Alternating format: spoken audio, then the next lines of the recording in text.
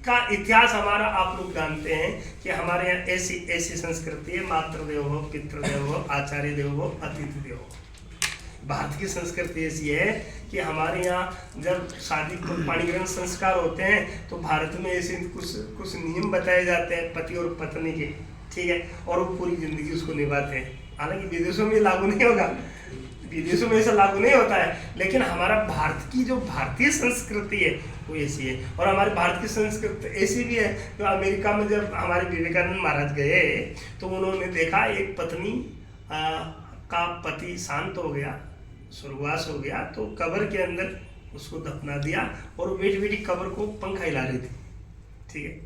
तो विवेकानंद जी ने अपने जीवन में लिखा, उन्होंने सोचा कि वारे वाह, भारत की संस्कृति को भी पीछे छोड़ दिया अमेरिका की संस्कृति ने। हमारे यहाँ तो जो पति जब तक जिंदा रहता है, जीवित रहता है, तब तक उसको पति को परमात्मा जान करके पत्नी अपनी सेवा करती है। लेकिन ये अमेरिका की संस्कृति तो ये कहती है कि मरने के बाद कब्र में भी सेवा करती। तो वो प्रणाम कर ही रहे थे माता जी को, उस देवी जी को। तभी उस देवी ने कहा, बोले स्वामी जी आपको पता है मैं ये पंखा क्यों हिला रही हूँ? बोले नहीं। तो बोले मैं पंखा इसलिए हिला रही हूँ कि हमारे देश में ऐसा नियम है कि किसी का पति मर जाए तो जब तक उसकी लाश नहीं सूखे तब तक हम दूसरी शादी नहीं कर सकते, इसलिए इसकी पंखा हिला करके लाश फुका रही हूँ। जल्दी से शादी करनी है उसको, जिससे कि जल्दी शादी दूसरी का मौका मिल जाए। जबकि हमारी संस्कृति, विवेकानंद जी जब गए वहाँ तो वो अमेरिका की जूतियाँ पहन रखी, ठीक है, और साफा और भगवा और ये सब तो था ही। तो वहाँ के लोगों ने देख करके थोड़ा सा उनसे व्यंग किया कि स्वामी जी आप अमेरिका की संस्कृति को निजी मानते हैं और फिर आपने पैरों में तो आपने ये जो जूतियाँ हैं ये अमेरिका की पहन रखी। बोले हाँ, मैं ये बताने के लिए पहन रखी हूँ कि क्योंकि हम भारतीय लोग हैं, हम विदेशी संस्कृति को पैरों के तले दबा के रखते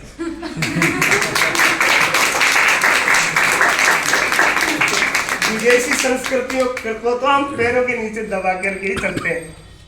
तो भारत की संस्कृति ऐसी संस्कृति कि यहाँ माँ गंगा जी है, पिताजी पुष्कराज है, पति परमात्मा है, देवर देवता है, देवरानी जठानी ननद देवियाँ है, पत्नी लक्ष्मी होती है, महालक्ष्मी। हमारे यहाँ पत्नी नहीं का, धर्म पत्नी का, ठीक है, गुरु भगवान है और घर मंदिर है। तो सारे तीर्थ, सारे मंदिर हमारे भगवान, हमारे सारे भगवान हमारे घर में रहते हैं।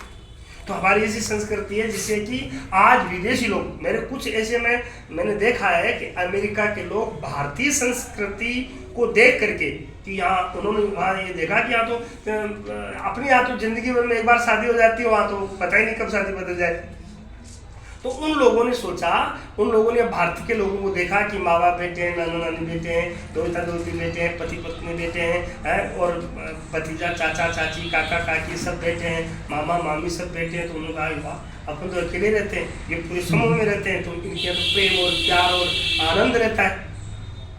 तो अमेरिका वालों ने भारतीय रीति रिवाज से आजकल हरिद्वार में कुछ शादियाँ हो रही हैं और उन्होंने संकल्प लिया कि हम भी भारत की तरह जीना चाहेंगे, हम भी हमारे बच्चों के साथ, हमारे रिश्तेदारों के साथ ऐसे बैठ करके सामूहिक परिवार का हम आनंद लें।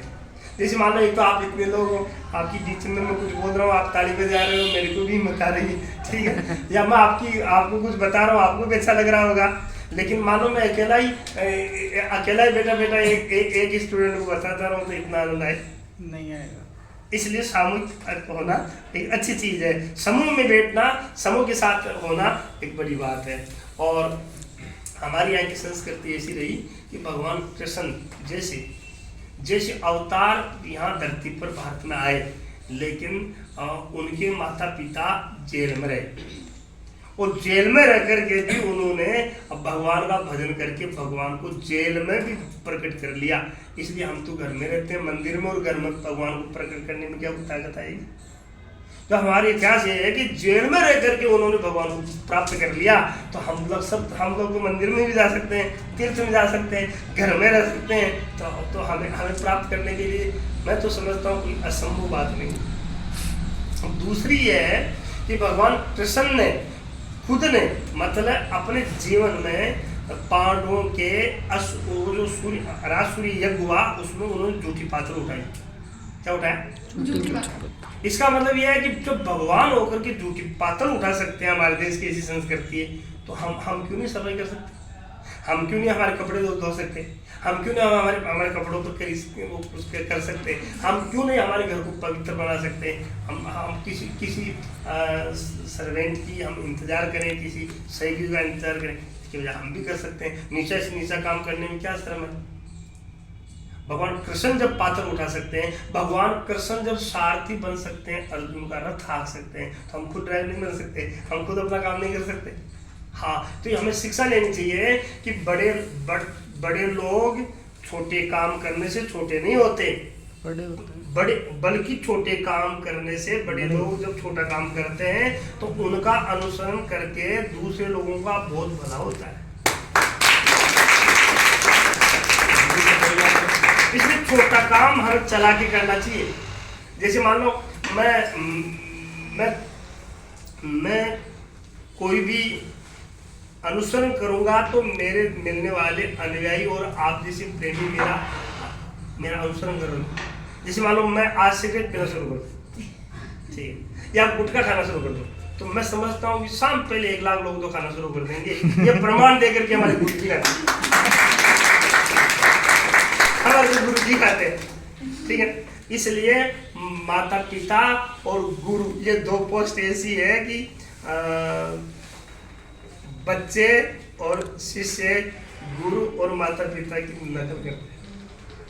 इसलिए हमें भी नकल तो करनी चाहिए, लेकिन अकल रख करके करना चाहिए, ठीक है। नकल में भी कहते हैं ना अकल की जरूरत होती है।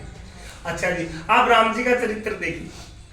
हमारे देश की ऐसी संस्कृति रही कि राम जी जब 14 वर्ष लौट के आए, ठीक है, तो लौट के आए तो उन्होंने कहते हैं किसी के कहने से माता जानकी जी को दोबारा वनवास दे दिया। आपने सुना होगा, माँ जानकी जी को एक वनवास तो भगवान राम के साथ रहा तो लंका में गए, फिर दूसरा वनवास हुआ अयोध्या में आने के बाद उन्होंने, इतिहास कहता है किसी धोबी के कहने से दिया, ठीक है।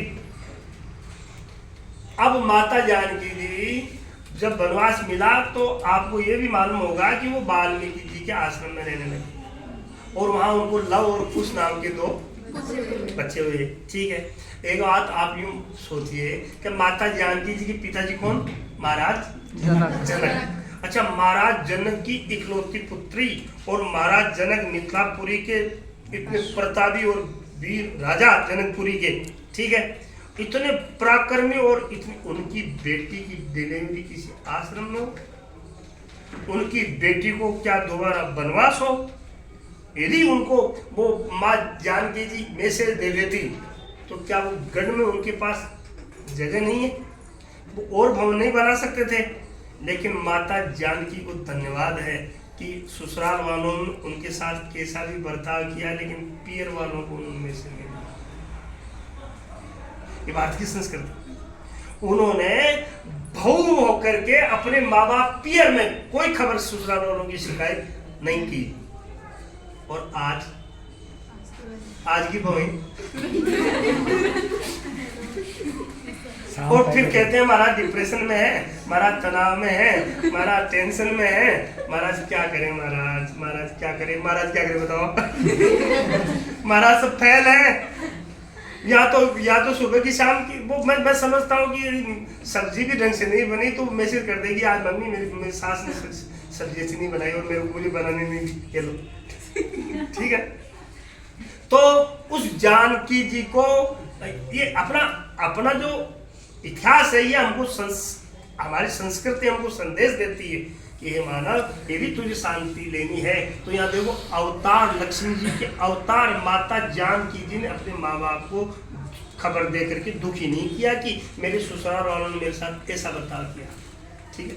अच्छा, दूसरा पक्ष देखिए, अब उनके पिता ने जो इतने बड़े महाराज हैं, इतने बड़े विद्वान और ज्ञानी हैं, जिनका नाम आप कभी गीता जी पढ़ने का मौका मिले तो भगवान कृष्ण ने कहा कि हे अर्जुन, महाराज जनक जैसे इस धरती पर बहुत सारे गृहस्थी होकर की संसार सागर से पार गए और किसी राजा का, किसी साधु का, किसी संत का नाम नहीं लिया भगवान कृष्ण ने, महाराज जनक का नाम लिया।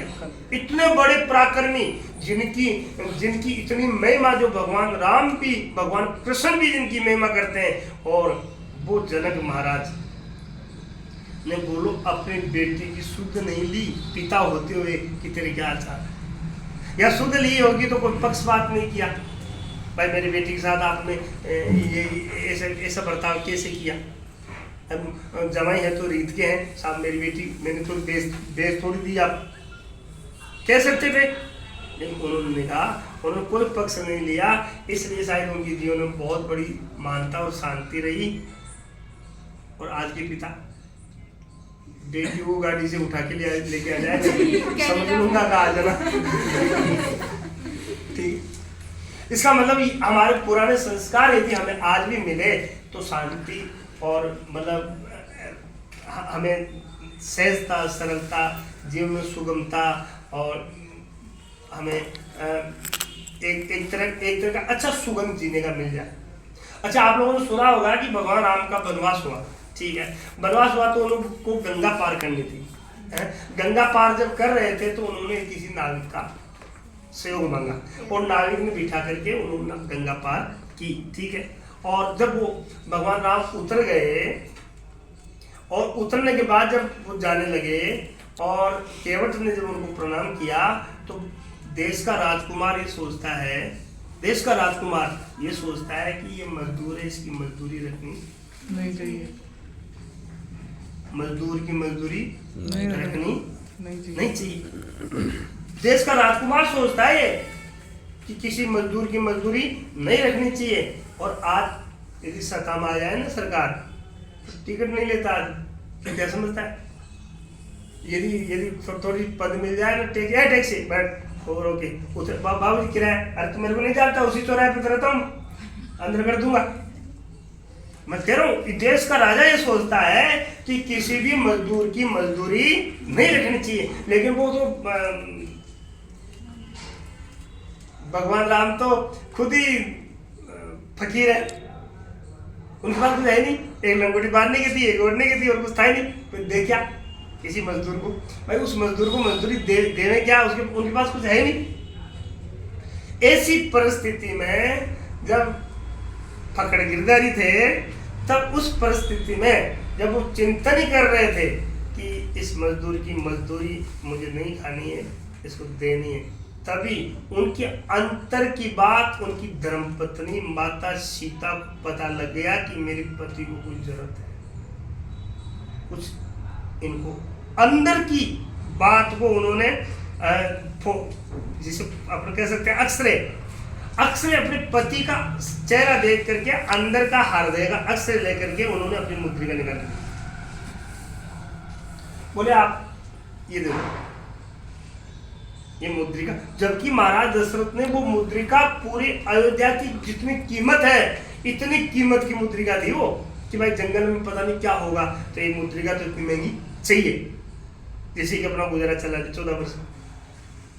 उस मुद्रिका को जब भगवान राम लिए, और जब वो लेने लगे और हाथ में लेकर के उन्होंने मन में सोचा, अच्छा एक बात बताओ, भगवान राम ने वो मुद्रिका ली और माता जानकी ने वो मुद्रिका दी, आज की आपकी बात नहीं, आपकी काशी की बात नहीं कह रहा हूँ, लेकिन मैं व्यापक बात कह रहा हूँ कि आज की पत्नी यदि पति का किसी प्रकार से मान लो धन लुट जाए या कुछ छूट जाए, तो और वो पत्नी अपने पत्नी से कहेगी तेरा गहना दे दे नहीं देगी।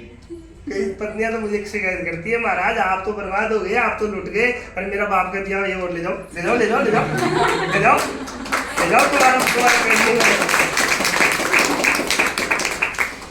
लेकिन वो भगवान कुछ नहीं था, लेकिन माता जानकी जी ने अपनी मुद्रिका निकाल करके इस भारत की संस्कृति, पति के दुख में पत्नी काम आए, पत्नी के दुख में पति काम आए, इसलिए तो आपने देखा होगा अर्धनारीश्वर महादेव, अर्धनारीश्वर महादेव। इसका मतलब यह था कि पत्नी अकेली कुछ नहीं कर सकती, पति भी अकेला कुछ नहीं कर सकता, दोनों शिव और शक्ति यदि साथ होते हैं, पति और पत्नी का विचार एक होता है, तो संसार का ऐसा काम नहीं है जिसको सफल नहीं कर पाए। ठीक है। और मतलब दोनों के विचार यदि एक मिल जाए और मिला के रखना चाहिए भाई, कैसे भी सेटिंग तो करना ही चाहिए ना। अच्छा, फिर जब उन्होंने अपनी उस मुद्रिका वो हाथ में उन्होंने ली तो उस केवट की तरफ उन्होंने करी, बोले ये लो तुम्हारी मजदूरी ले लो।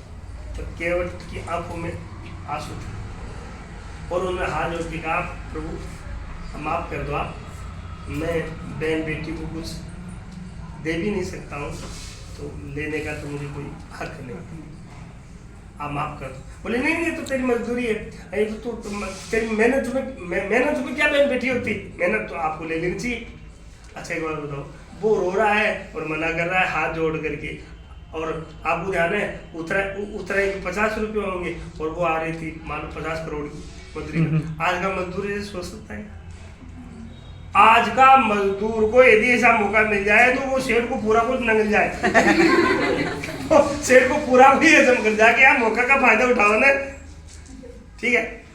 लेकिन देश का मजदूर ऐसा था कि बेहक कब्जा नहीं करता था, अपनी मेहनत के अलावा उससे दूसरे से कुछ लेना नहीं चाहता। उन्होंने मना कर दिया, नहीं लूंगा। फिर भगवान राम ने कहा ये तो तुम्हारी मजदूरी है, तुम्हारी मेहनत है, ये तो मैं दे रहा हूँ। उन्होंने कहा प्रभु यदि आपको देना है तो फिर आप पीछे लौटते वक्त आप मुझे दे देना, अभी तो आप ले जाएंगे, ठीक है। अच्छा एक बात बताओ,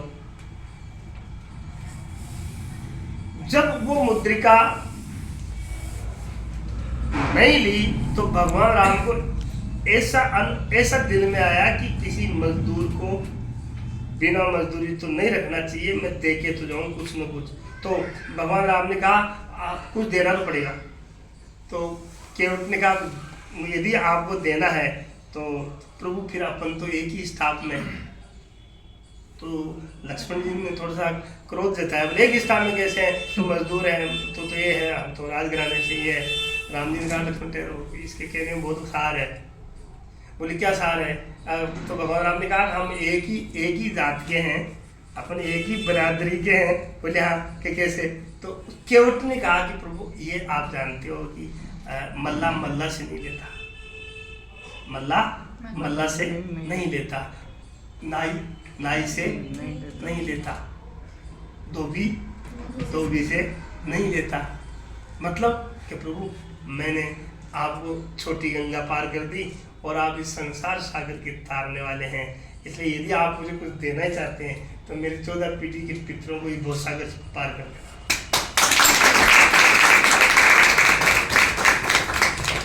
संसार सागर से पार कर देना। और भगवान राम की आंखों में दबदबा करके आंसू आ गए हमारे। ऐसा क्या कि जो ऐसा गरीब आदमी होकर कि ऐसी समझ। इसलिए हमारी भारत की संस्कृति ये एक संस्कृति हमारा इशारा करती है हमें कि यदि हम हमारी संस्कृति के अनुसार यदि जिएंगे। पाश्चात्य संस्कृति हावी हो रही है धीरे धीरे, लेकिन फिर भी आज भी हमारे देश में बहुत सारे लोग ऐसे हैं जो हमारी संस्कृति का सम्मान करते हैं, संस्कृति में जीते हैं, और मोदी जी खुद झाड़ू लगाते हैं, ठीक है।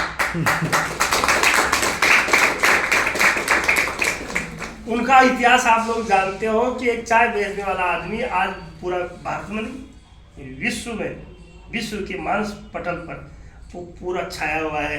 और मोदी जी किसी की नकल नहीं करते हैं, बल्कि पूरा विश्व आज मोदी जी की नकल करता है।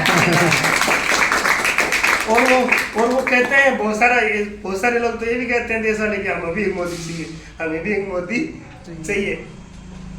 तो ये हमारी जो संस्कृति है, हमारा जो इतिहास है, वो एक ऐसा ही इतिहास है। एक छोटी सी बात बता करके मैं इस संस्कृति की बात को पूरा कर रहा हूँ।